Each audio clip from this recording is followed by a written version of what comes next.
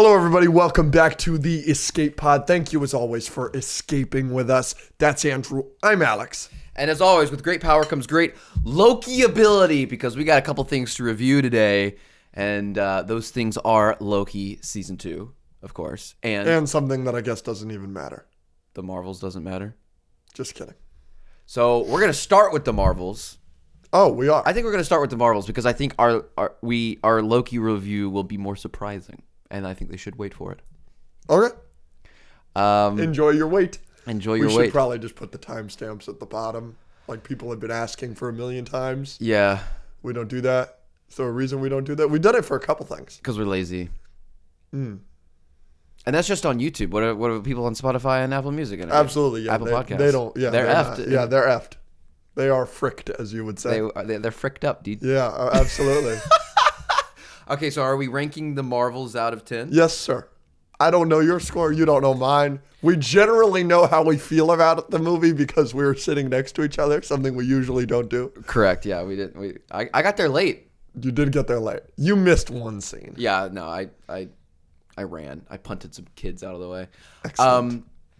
People in our Discord are already discussing this. Go join our Discord if you want to join the fam. I want to know what they think. Yeah, and they're obviously freaking out about Loki.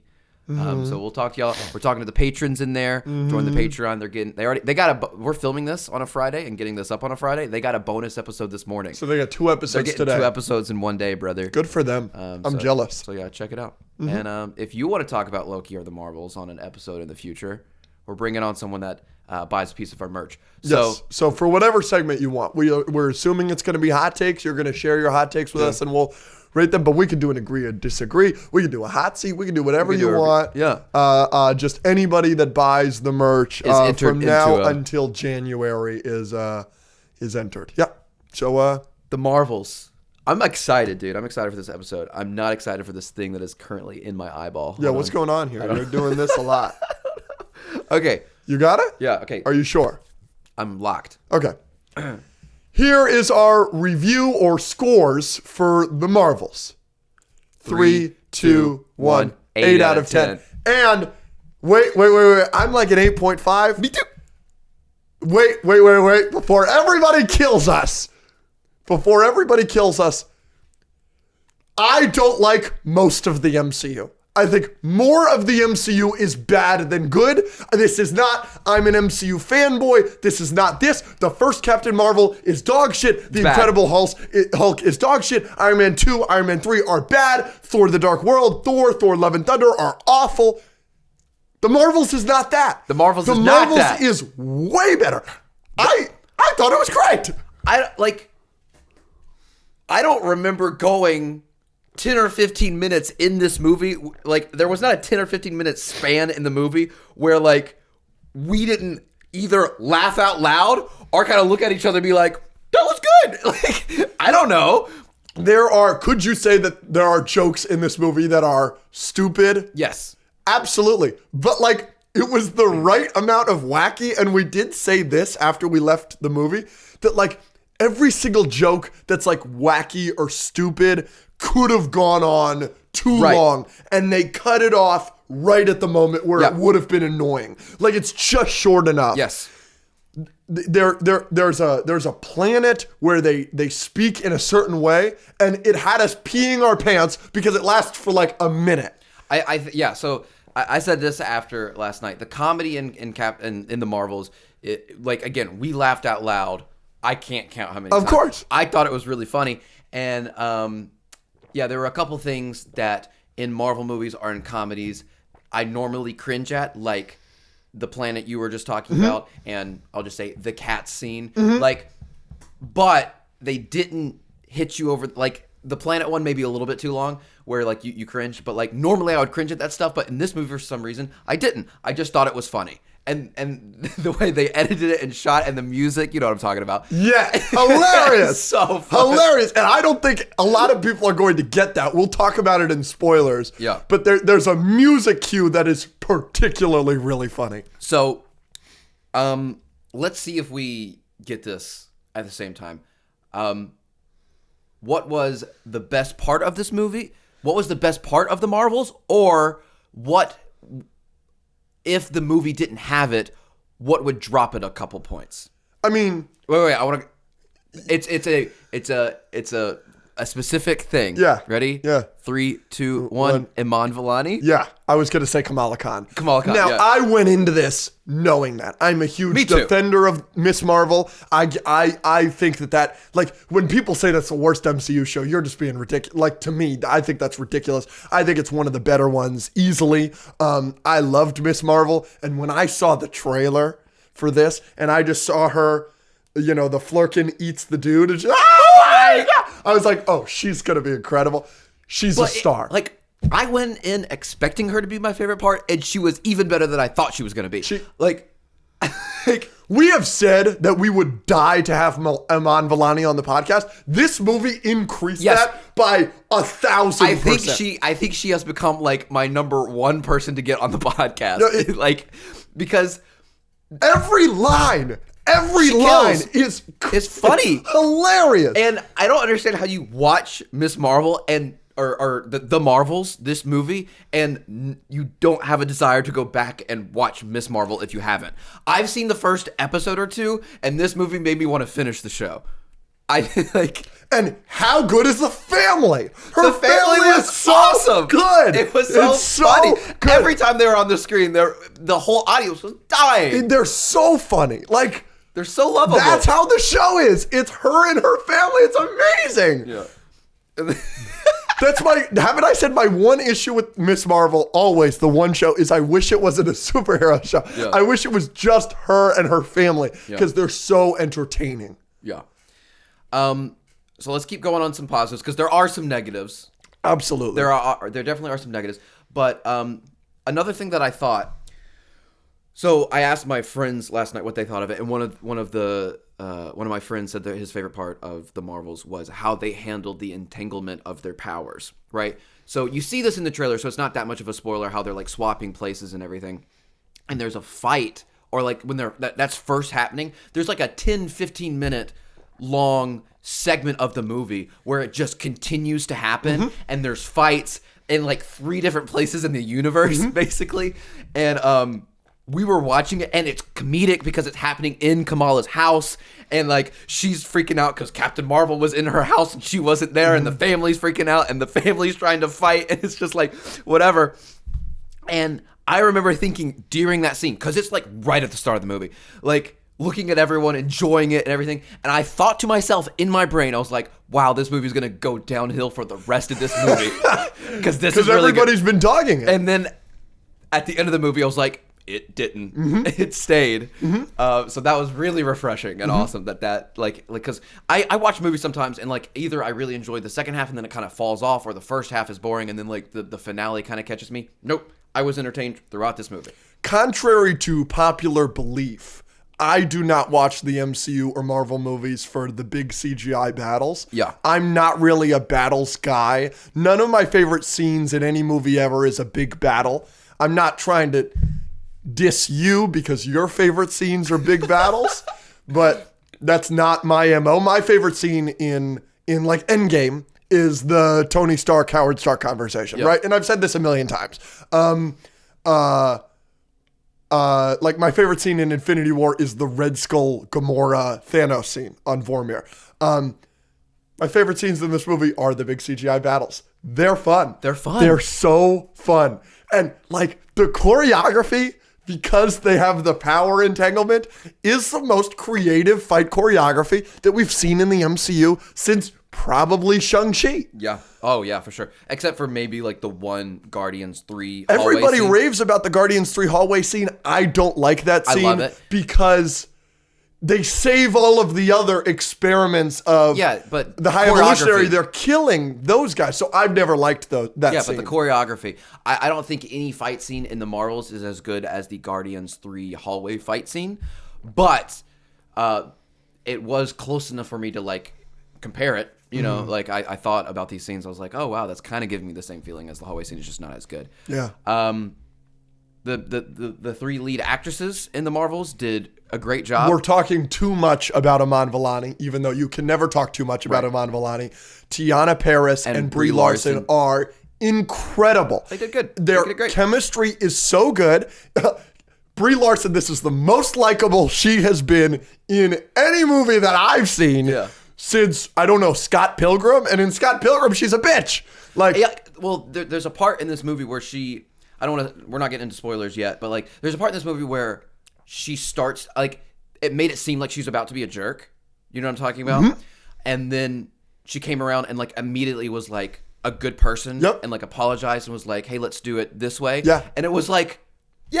Yeah. Like, that's awesome. Because I was afraid it was going to be a whole plot point of like there being strife and division because they were all jerks to each other. And that wasn't what happened. So yeah, that was good. Really good. And like actually like good performances. And their chemistry is just, it jumps off the screen. It was so impressed. And it doesn't hurt that these are three of the most beautiful people of all time, you know, like that. I was having a good time. No, Nick Fury was, I love that Samuel L. Jackson was in this. Yeah. He kind of was like a little bit of the glue to the rest of the MCU and in this movie for all these different characters. I think it was important to have him in there. Yeah.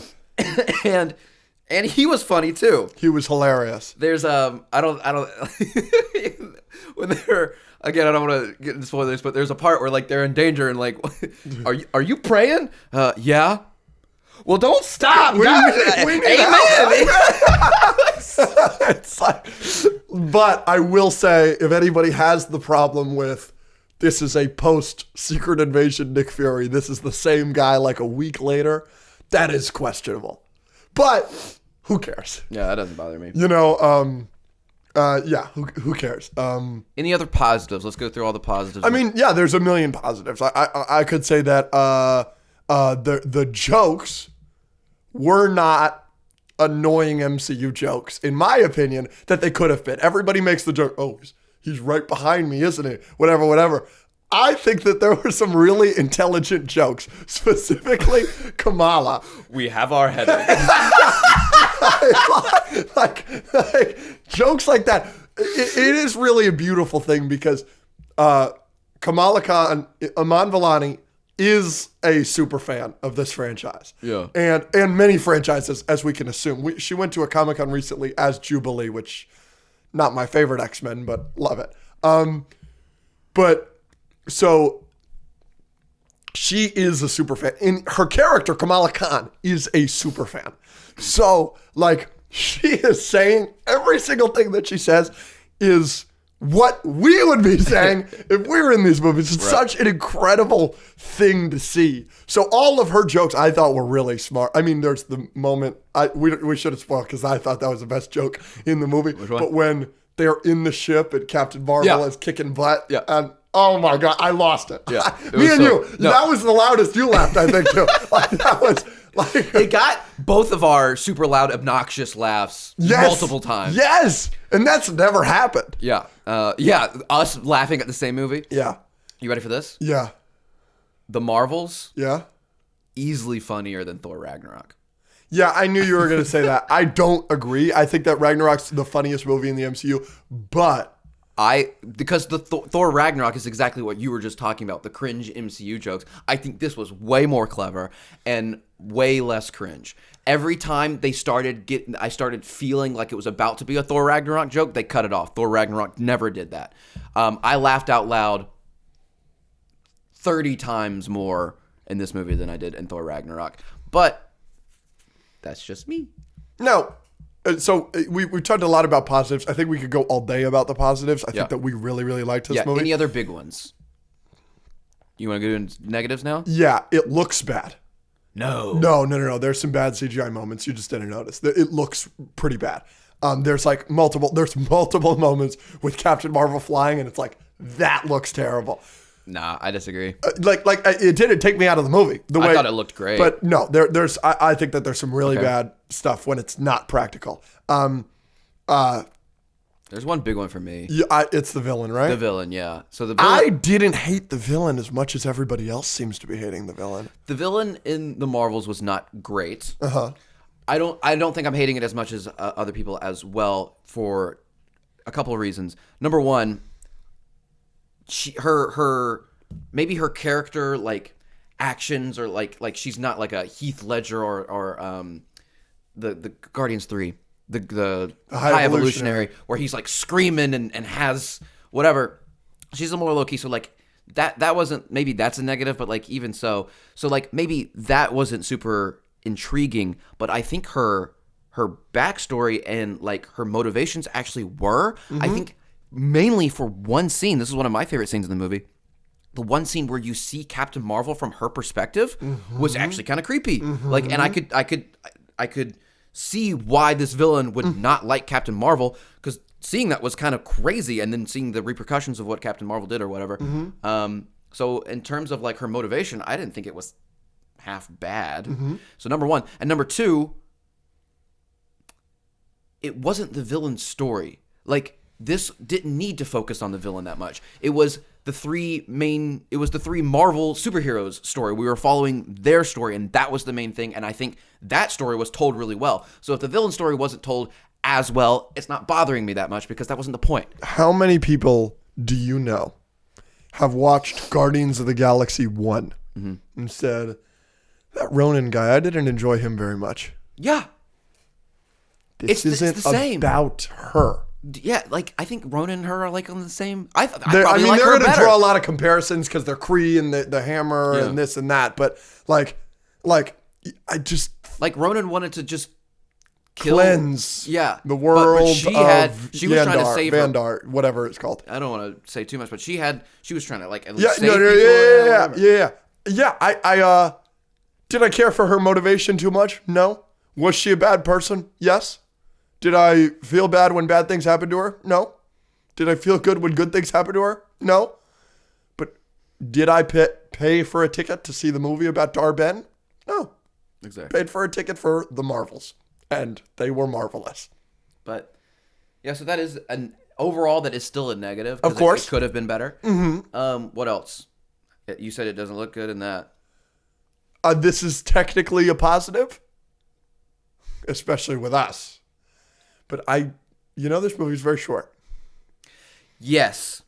So this is another thing. I'm happy about it. Like, right, because it leaves you wanting more at like every step. No, I think this was paced great. It was paced great. But after we left, we went in a big group. After we left, 4 of the people in our group said, I wish there were more entanglement scenes. And it's like, no, they left us wanting more. That's a good thing. That's a good thing. But a lot of people are going to come away from that movie negatively saying, I wanted more of that. Yeah, but I think a lot of people, either whether they're going to say it or not, are enjoying this more because Marvel did that. I think this is another thing that some of my friends said last night. He said, like, it has been a complaint recently that some of these movies are too long, and overall he liked that it was shorter, but the ending felt a little bit rushed. Do you agree that the ending of the Marvels felt a little rushed? Sure. Yeah. I'm never... but I like... Sure, the ending of the Marvels feels rushed. But I've seen so many MCU projects in the last 2 years that the whole thing feels rushed and not organized in the slightest. Moon Knight is the slowest show in the world, and then it's the most rushed show in the world. Just because this ending of this MCU movie is rushed does not bother me, because that has been a problem that the MCU has had for the last 4 years. Yeah. So overall, still a negative. A big negative for me in the Marvels was not a big negative, but it is a... So when if you asked me to describe the Marvels in one word, I would say fun, because it is a very fun movie. It does not have a lot of emotional beats that hit home super well, right?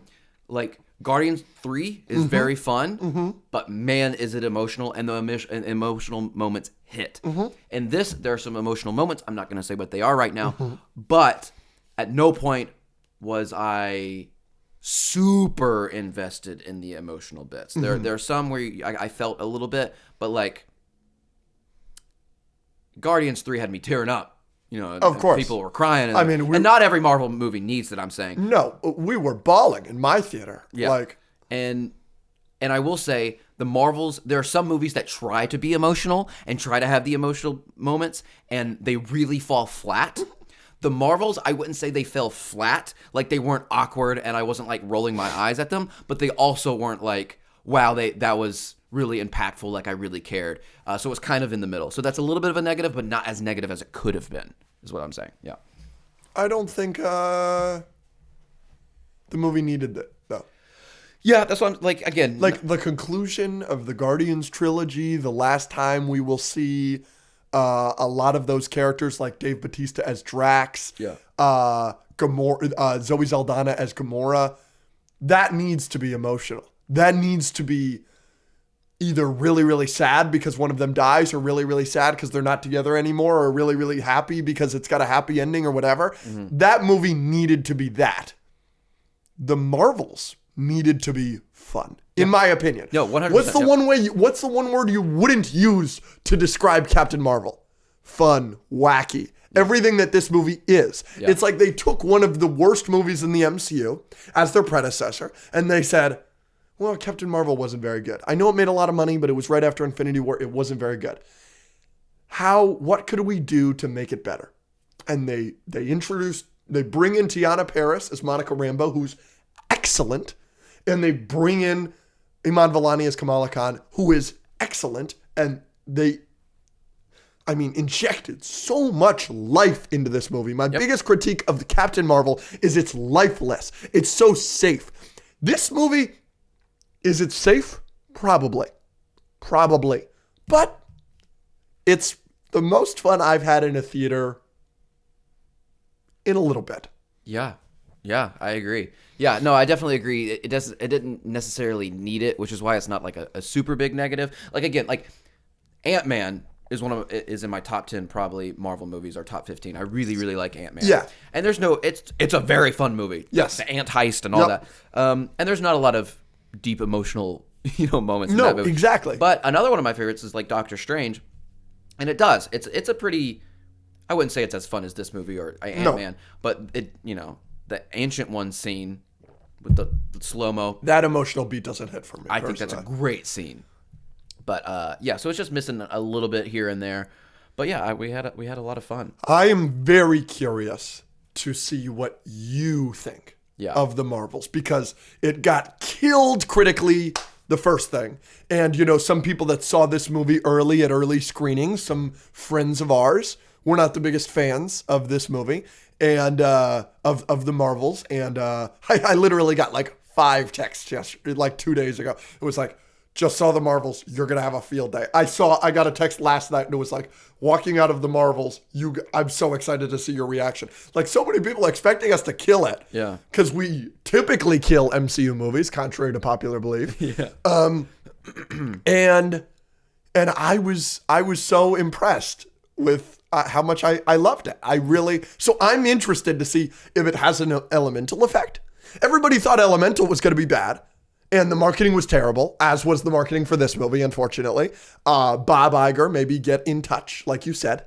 Strike is over. We'll be posting that clip soon. Sponsored. But yeah. So the marketing was bad and the critics were bad initially. It's up to a 60% as of filming this right now, after it debuted at like a 30%. So it's way up. People are liking it a lot more. It's got a 90% audience score. Good. I'm very interested to see if this movie makes any money, especially with like word of mouth, because I'm going to see it again. Yeah, me too. Yeah. I would see it tonight. Yeah, I'm going back home in a week, and I'm gonna take my mom to see it. 100%. So I'm gonna see it again. It was super fun. Like I'm sure a lot of people that see it are going to see it again, and I'm sure I'm gonna take your mom to see it too. A lot of people. Oh wow, got him. That was good. You killed me. We'll talk about that. You killed me with one last night. Yeah. We'll talk about that. But so I'm very interested to see if this movie makes any money. Unfortunately, because it's an all-female cast, and it is a female villain, and it's a female director, this movie is going to get unwarranted hate just from a crowd of people that just have nothing better to do with their lives than to suck. But But for those of us that don't suck, I'm I'm fascinated to see how many people enjoy it. Now, is this cinema? No. Is this a roller coaster a la Martin Scorsese? Sure. It's a great roller coaster. It was a great roller coaster. Everybody loves roller coasters. I had a good time on said roller coaster. Yeah. So, where would you say it ranks? In MCU? Well, yeah, MCU, sure, but I had as much fun with this movie as Barbie. Oh, for the year? Mm-hmm. Where is the Marvels rank for me this year? Call me crazy. Right now, I like it better than Guardians 3. No, come on. I know. But That I was lower on Guardians 3 than everybody else. Yeah, I think that's recency bias. And I am so high on Miss Marvel. Everybody tells me that Miss Marvel is one of the worst MCU shows. It's like my third favorite. I might put this my third favorite of the year. Fourth. It's top 10. Movies, period? Yeah. Whoa, that's high. Where do you put? You said it might be top 10 You for said me. it might be. Yeah. You said Barbie's your second favorite movie of the year. You said this. Well, might I've be. seen movies since. Like, right, I do like TMNT better. I like Talk to Me better. Like, these are movies that since I could pull up my list. Yeah, I can pull up mine. So it's definitely not better than Across. No. It's definitely not better than Guardians 3 for me. Yeah. Okay. After that, we got things like Oppenheimer. We've got things like what was it? Dungeons and Dragons. Yeah. Right? The Bottoms, which I thought was the funniest movie of the year. Mission Impossible. Yeah. The Super Mario movie. Elemental. This is tough. It's A better. Million Miles Away, an underrated movie we both really liked. But it's better than that. It's better than It's Elemental. better than that. It's better than Blue Beetle. I think it's better than Elemental. I didn't like Dungeons and Dragons as much as you do. I loved it, but it's my 11th favorite movie of the year. It's like your third. Yeah, but I feel like. I think The Marvels is better than that. Yeah, I might. I think The Marvels is better than Super Mario. I think The Marvels is better than Mission Impossible. It's Yes. in that Bottoms, Guardians of the Galaxy, Oppenheimer, Barbie, Air for me. It's in my top 8 probably. Let's see. Because I don't like it as much as I liked Air. I don't like it as much as I like Talk to Me. I don't like it as much as I like TMNT. And I don't like it as much as I like Spider-Man. I need to rearrange some stuff. I might need to drop Dungeons and Dragons a little bit. Where did I put Talk to Me? Talk to Me's at 11? That probably needs to go up. Yeah, that's wrong. Talk to Me is my third. Yeah, that should be top 5. We will be doing an end of year list, by the way. Yeah. No, it's definitely top 10. I'll say that. Yeah, me too. Maybe top 5. We'll see. Okay. That was fun. Yeah, Now, I again, just... I'm sure the internet and everyone is going to say, we just have takes because we try to get clicks or whatever. Yeah. We never do. It's y'all's fault. It's their fault. We go viral for the ones that y'all think are stupid.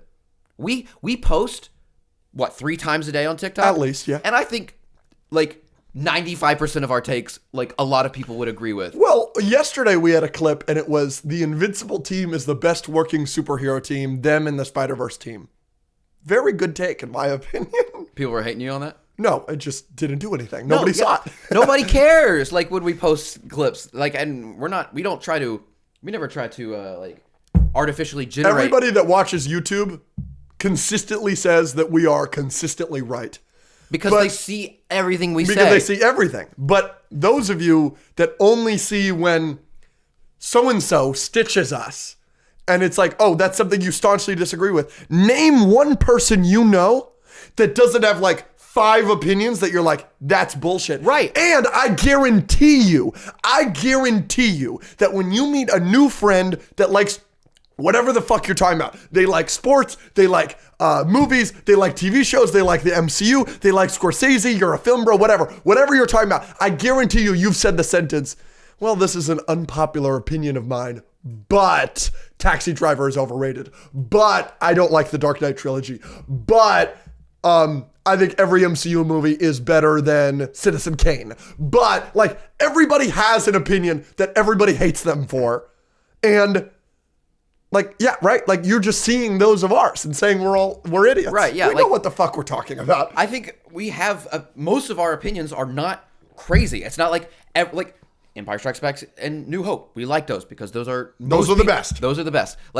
We call out Marvel when Marvel. We both like Oppenheimer. We both like Infinity War. It's not like we're saying we both like Civil War. We're not saying the No Way Home. We're not saying those are the worst MCU movies. We're not purposely taking every popular opinion and flipping it on its head. Mm-hmm. I have mine. TASM 2, I love. You know how many people have agreed with me on TASM 2? Mm-hmm. There are people out there that also think this. People hate you for your Ragnarok take. You hate Thor Ragnarok. Yeah. I feel like everybody has an MCU Everybody movie does. that's like beloved that they're lower on though, because we're lower on Guardians 2, you're lower on Homecoming and Ragnarok. I know people that don't like Civil War, which blows my mind. Yeah, but and every fan that we've met, we have patrons at the house, whatever, that have come and helped, the guy who does our merch, like all these people that we've talked to, all of them are like, yo, I have a hot take. yeah, Everyone, and it's not because, like, I am blaming the internet for, like, because we'll go to other people who stitch us and everything, and all the comments are like, these guys have the worst takes ever. It's like, you're only seeing... you've seen 2 videos. You probably have no idea our opinion on Oppenheimer. You have no idea our opinion on 99% of the movie. We prefer Spider-Verse. Of course we do. But we prefer Spider-Verse to Oppenheimer. We got killed for that. That's crazy. I also thought that despite me thinking, so people automatically think we hate Oppenheimer. And just because I think that Civil War, look at us, I think Civil War and Infinity War are better than Oppenheimer, right? Because I said that because those are movies that Robert Downey Jr. is in when I said it's not the best movie he's in. Of course we like those movies more. People automatically assume we hated Oppenheimer. Yeah. And we loved it. We thought it was so good. That's why I said in my quick little rant the other day, like, number one, don't judge a book by its cover. Like, so many people assume that, like, all we do is have bad takes. Like, of course we have some bad takes. It's a debate show. But, like... And that's my job, is to call you out when you're full of shit. When you tell me with a straight face that Ragnarok is not funny, it is my job to be the audience and tell you, shut the fuck up. Right. And so many people don't get that.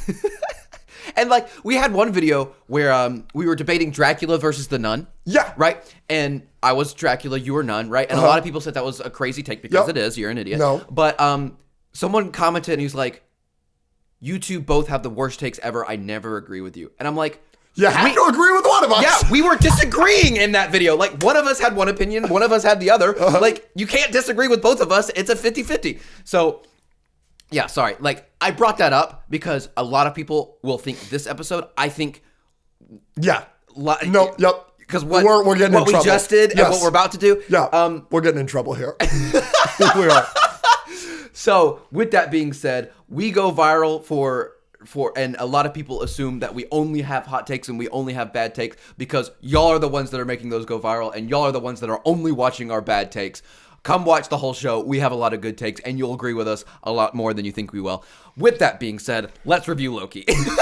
Here's our Loki Season 2 review. I don't want to give it an out of 10. We are giving it an out of 10. You got to think on your feet. Okay. 3, 2... Wait. Loki Season 2 review. 3, 2, 1. 4 out of 10. 6 or 7. Yeah, I thought it was really... All right, this is one of the examples... Maybe a 5. Maybe a 5, excuse me. What'd you give the first season? An 8 out of 10. This is an example of something that you do sometimes, and we all do, but I think you do it more than the average person, where you latch onto one thing you don't like, and then you consider everything else garbage. Sure. You got, like, we watched it together, and I watched in real time. You get hung up about, like, one particular thing, and then just... as I was pointing out good things in the show, you were like, no, this is garbage. This is trash. And I was like, why? And you just kept mentioning the one thing. And it really frustrated me. No, but the things that I don't like about this show, I really don't like. At the end of the day, Loki Season 1 works because it makes sense. Loki Season 2 consistently does not make sense. They are just going to call us idiots. They are. Again, we get that a lot. Yeah. But you gave it a 7. Because I don't think... yes. The last episode is the best episode. Yes. By a country mile. Yes, and we can talk about that. There's a lot of good. I don't think Season 1 makes a lot of sense. I think this show enjoys being confusing on purpose, and that's part of its charm. They say...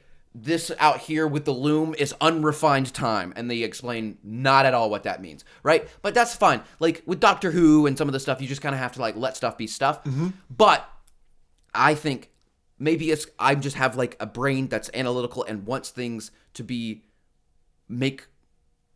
they just say a bunch of stuff and then move on. Like, it's really picky, but, like, it was a plot point that the Kang variant, Victor Timely had to go and get his little thing, right? We had a whole battle where, like, we're traveling through time, and Loki and Mobius finally find this guy, and Renslayer and Miss Minutes finally find this guy. And I don't even know what Renslayer and Miss Minutes wanted him for.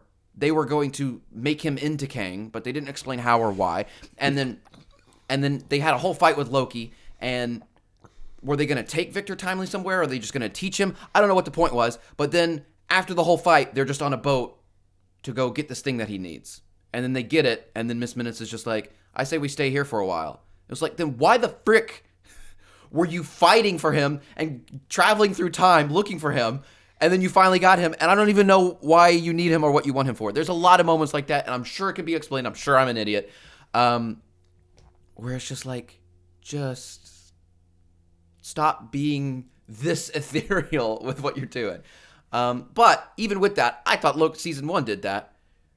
I can still say Loki season 1 was good. Loki season 1, this is like the main, because Loki season 1 is by far my favorite MCU show. Mm-hmm. And Loki season 2 is one of my least favorite MCU seasons of shows. Like, it's worse than Miss Marvel. It's clearly worse than She-Hulk. It's clearly worse than Hawkeye.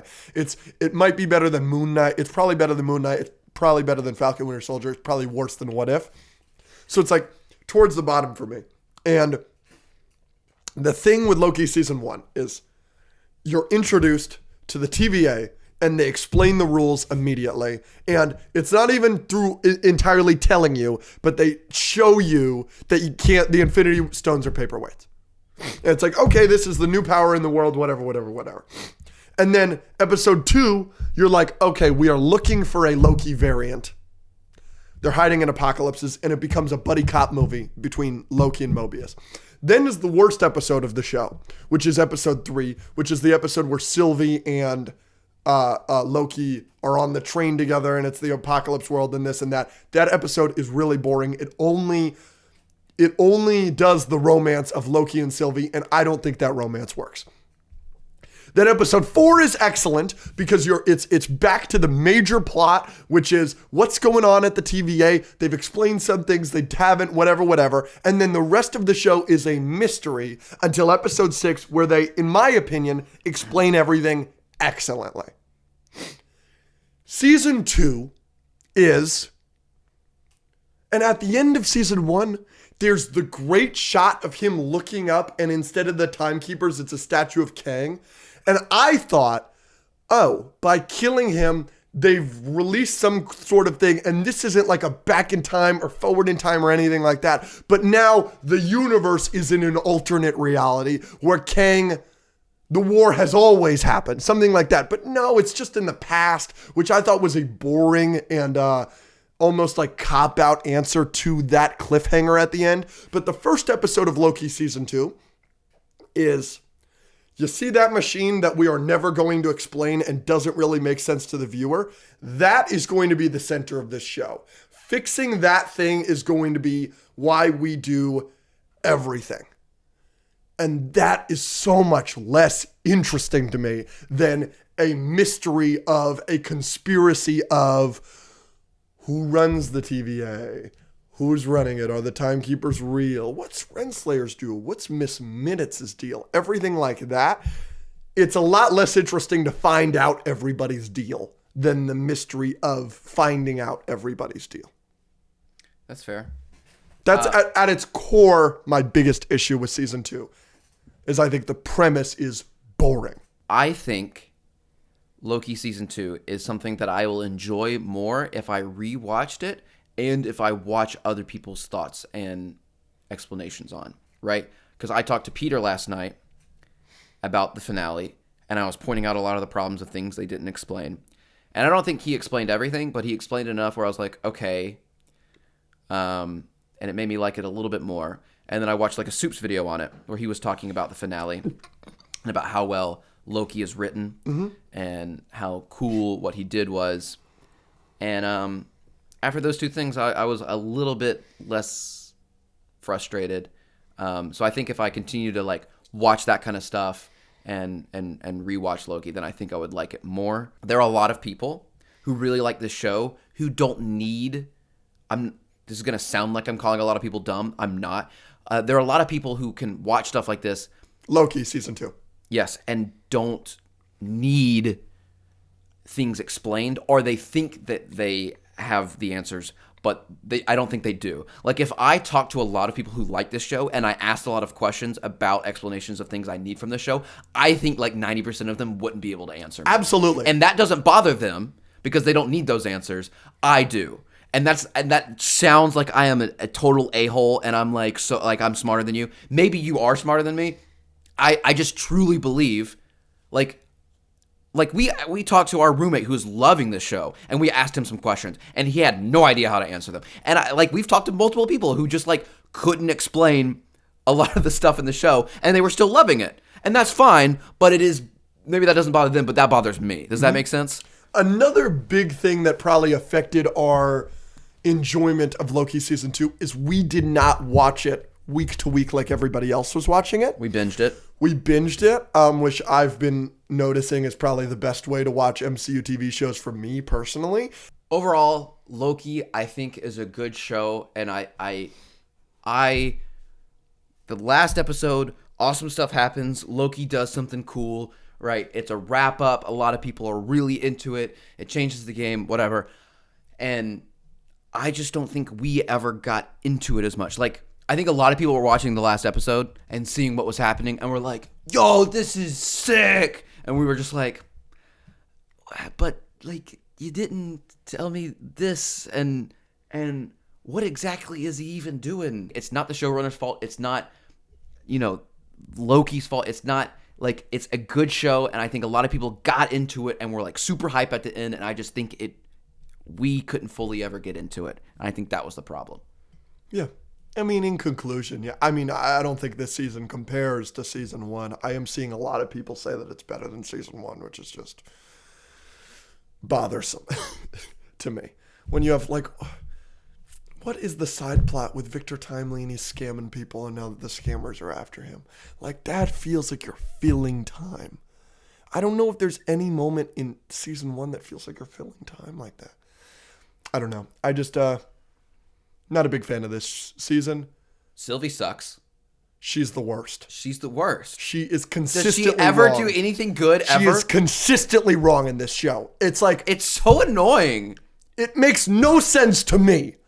You can have a throwaway line, oh, he looked scared. It makes no sense to me that he'll murder Kang, he who remains, and then he won't kill... She murders he who remains, no problem, and then she will not kill Victor Timely like a week later, even though she's like, it's my goal to kill all of these variants. And she's almost killing Loki in her pursuit of doing that. And she's definitely killed a ton of people. And Loki's literally like, I understand you don't like the TVA, you think it's corrupt, whatever. If I don't get him back, literally every timeline of all time is going away. And she's like, don't care. You suck. You suck. And like, I know she has different life experience and, she doesn't trust the TVA and you can explain all that. But like, if you have a character that we're kind of supposed to like, she's supposed to kind of be on our team, who's like so blind that Loki's literally like, literally every timeline and human ever is going to die if you kill this person. And she's just like, I don't freaking care. There are also characters that like, what about the character that is responsible for the death of literally 1,000 Thanos level events? There's a character in this show that just is responsible for the death of like timeline trillions of people. And when that character dies, we're like, oh, you're supposed to be like, oh, that's sad. No, it's not. She's a terrible person, along with probably all those people. I just don't. Maybe we're wrong, but can you name a single instance where Sylvie did anything positive? No. Like, she was there when the loom just blew up. Mm-hmm. She was there. Mm-hmm. And then we went and found her and we're like, yo, because that happened, everything's going away. And she was like, nah. I'm going to live my life. Homie, what? Annoying. I hate you. Yeah. So, yay for Loki, I guess. I don't hate it. I don't dislike it. I'm not gung-ho on it. Yeah. And also, I'm the guy that just doesn't like TV shows in general. You're lower on all the MCU I'm shows. lower on every TV show. Did you like this more than season 1? I think I would give it literally the same score. It's like kind of cool. I don't understand. I thought season 1 was excellent, and I thought Semi-boring. this was subpar. Another bad MCU project to add to the list. I don't know. I think if someone explained it and Sylvie wasn't in it, you would be like a 10 out of 10. I don't think so. At the end of the day, what I love so much about the first season of the show, it is a buddy cop mystery where I love both of the buddy cops, and I think the mystery is so fascinating and so intriguing. You took both of those things away. There are like 4 scenes with Mobius and Loki in this whole season, and there's no mystery. The mystery is what the fuck is going on. Because they don't explain it. Is it also frustrating? Semi-spoiler. We've already spoiled enough for Loki. We should just go for it. But we haven't. The loom just being blown up was 2 weeks ago. That's the only thing we've said. Yeah, but like we just talked about Sylvie. Yeah, Sylvie sucks. She sucks in all the episodes. Okay. Spoiler alert for Loki. Does it frustrate you at all that like the entire show we're trying to keep the loom from breaking, and then Loki literally spends centuries to do that, and then it doesn't matter? No, that's fine. I actually thought that was good. Okay. That bothered you? A little bit, because like I mean he still fixes it in the end, so like it was worth it. But there was just so many scenes there where it was like jumping around, and that's the whole point of the show. I want to ask you again. I'm sure someone in the comments can explain, and we're thinking of having people who love Loki on the show To explain it to us. explain Because we and don't discuss know because what you're talking about. we know that this might be on us, but the elevator scene where he prunes himself, did they ever explain that? No. Because I know there was the scene after the loom is destroyed where he can kind of see himself. Yep. But like I thought that was going to be the explanation. But it wasn't. He just sees himself and prunes himself. Yep. And that wasn't. Nope. And who's Brad? And what was Brad's Tim pad? What was the deal with that? The Brad thing is the consistently we were watching the show and we go, who the fuck is Brad? And he had a temp pad that we were supposed to track. He's in like all the episodes. How does he know where I don't Sylvie care. is? And what information did we get from his temp pad that was helpful? Because we were looking at his temp pad and, Casey couldn't figure it out and then he did. But then Brad just took us to Sylvie anyways. And Ouroboros did figure something out, but did he? And Ouroboros and Victor Timely are communicating through a book. How is that possible? Yeah, some of that stuff doesn't bother me, but some of it does. What's unrefined time? What's a temporal aura? How can you read somebody's temporal aura? Do you have to look like them? Because as we see with Kangs, all the Kang variants are Jonathan Majors. But as we see with Loki, Tom Hiddleston is like 2 Lokis. He's President Loki and he's the main Loki. Otherwise, all the other Lokis weren't Loki. There was a black Loki, and there's the old Loki, and there's young Loki. None of these people are Tom Hiddleston.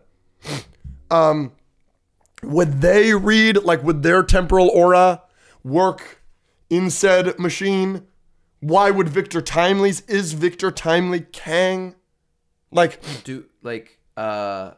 what happened to him, by the way? We don't see him at the end of the show. You get a conclusion for everybody except Victor Timely, other than you see him not get the book dropped in his place. But what happened to the one that's been to the TVA? Did they prune him? He's seen too much. He can't go back to that world. Yeah. Is he a TVA agent now? No conclusion for him. What happened to Brad? What happened to Brad? All the different people we were taking from timelines to get their temporal aura, they all disappeared. Are they still in that timeline? Did we put them back? How did they fix Miss Minutes? How did they get a hold of her to fix her? Can't she shut down the whole system? Yeah, did they reprogram her? How would you do that if she controls everything? Why would you let her live in the first place? So what's the TVA doing? They're just pruning Kangs? What was Rinslayer's plan? Where is she? She's in... She got pruned. She got pruned, so she's in prune land. She's going to get eaten by... What was her plan when she found Victor Timely? I don't know. That's never explained. And what's Miss Minute's deal? Also, can we talk about Sylvie being so unbelievably stupid that Loki could live 1,000 different ways? I guess it's a point in time that can't be changed, but he couldn't convince her. Sylvie sucks. Yeah, she's so dead set on murder, but then refuses to murder the same person a week later.